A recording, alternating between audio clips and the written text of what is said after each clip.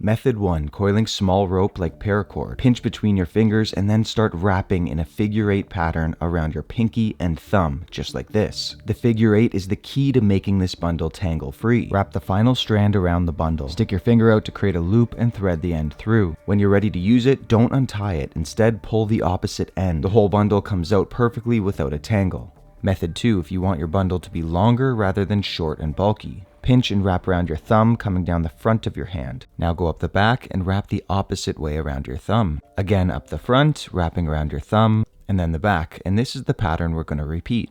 Wrapping this way does something really interesting. When you get to the end, close your hand into a fist and pull your thumb out. And when you pull the ropes apart, you'll have a hank that's perfectly coiled in a longer, thinner bundle rather than a shorter, bulkier one. Wrap around a few times, stick your finger out to create a loop, and thread the end through. Again, don't undo it, just pull the loose end and the whole thing will unravel perfectly.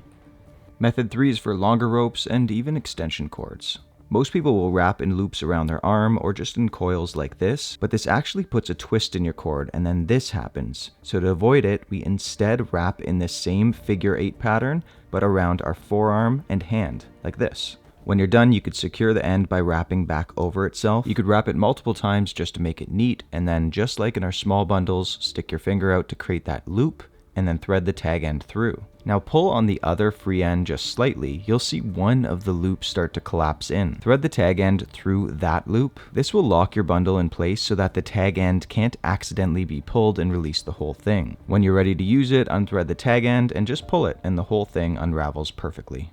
With method 4, we could make a proper coil which you could even throw, but it also works very well on extension cords, hoses, and cables. If using cord, you could even make a hanging loop that has a quick release on the other end, and it also has a lot of practical uses in the shop or around your house. We first wrap our cord in a circle, but on the second one, do an underhand twist.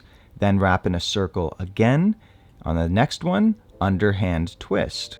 Now just keep repeating this pattern. If using soft and supple cordage, finish like this. Wrap around and have your second wrap cross over your first, creating an X shape. And then with the next wrap, pass a bite under the center of that X shape. With that little tag end, tie an overhand knot to lock it in place, and you've created a perfect hanging loop. And whenever you're ready, pull on the knot end, unravel the wraps. Now you could either just drop that on the ground and it coils out perfectly, or hold the tag and throw the bundle and it will deploy.